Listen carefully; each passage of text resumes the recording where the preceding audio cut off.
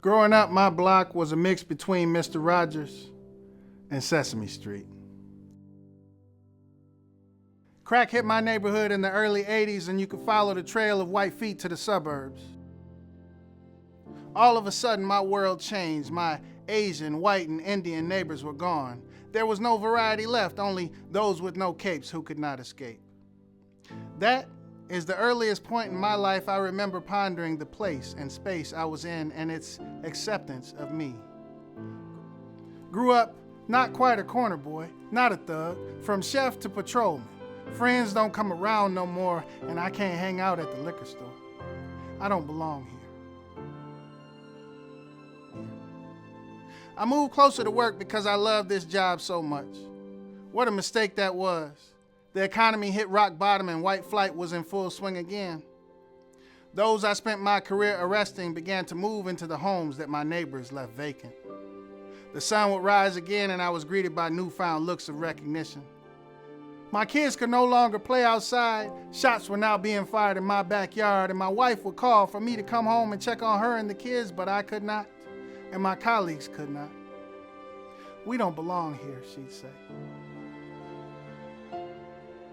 Attempted break-ins of my house were commonplace, to the point the entire first floor was fortified.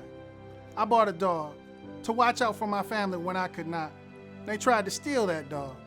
So I got creative and acquired another dog that only liked us, and the foolishness stopped. I knew this was a temporary fix. So we followed the vein of the highest test scores in Michigan's public educational system, which at the time led us to Rochester Hills. Early on, there were signs. My oldest son came home one day saying, "My friend only acknowledges me when his white friends are not around." We told him, "He is not your friend." I know it hurts, son, but it is better you learn these lessons now than later. The minor incidents continued after we bought our house. From being mistaken as the landscaper when tending the yard to neighbors striking up odd conversations designed to elicit responses that would satisfy their curiosity as to whether I lived there or not. And the neighborhood was whispering, "You don't belong here." And finally, it landed at my feet and I could no longer ignore it. My son came home and told me he was called a nigger on the school bus. Fast forward through one of the toughest years of my life to now, and we find ourselves leading a small civil rights movement, along with an investigation into the racism that has been allowed to find comfort and thrive in this community, its schools, its government. There is no place left here that racism has not touched in one way or another. Can you imagine, as a kid, being lost where you live, halting to get help, thinking, "Please don't shoot," but start shooting? He did. Imagine that. Now imagine if that kid was white and not black. If that change in color changes how you feel, think about what within yourself has just been revealed. Politicians will tell you this is the safest city in Michigan. Safe for who?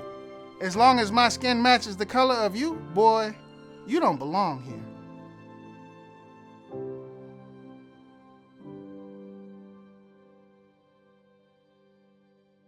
Big city detective now. I turn on the TV and what do I see? People being killed that look like me. Not by others that look like me, but by blue brothers and sisters that lock up my brothers and sisters that look like me. On the street they say, "You ain't my brother. We ain't cool. You are Uncle Tom. You a fool. You don't belong here." I take off my badge, my uniform, and what do I see? That I am no different than all of the dead folks that look just like me. I don't belong here. So where do I belong?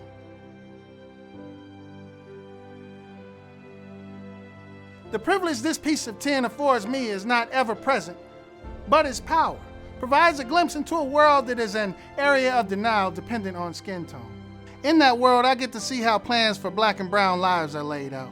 I am never fully included. My presence, merely tolerated, because I identify with the targets in this environment. He is able to think like them, they say, used as a scout to find pockets of crime that are merely a section of the population, using the primitive tools possessed not to flourish, but to exist. I don't belong here. We have now come to a point where I realize that my tourist visa has an expiration date, My access to this system has afforded me the opportunity to show young children how to live life better before they make the mistakes that permanently remove their voices from society.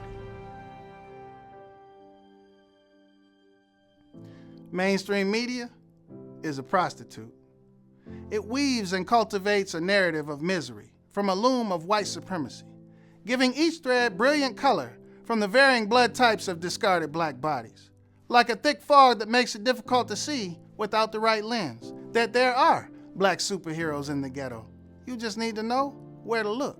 They are single mothers. They are our teachers. They are the ones that remain behind on the battlefield to make sure our children see representations of themselves as professionals in future society. Reinforcing the belief system born from the thought, if I don't see myself represented, I won't believe. That cape hanging on that wall over there, it belongs to me. Shattering the myth that heroes only come in one color. There are those that see value in you even if you don't see it in yourself. Here, it is here, in this place, where one's love for humanity begins to mend that which has been severed by society. This place is where I belong.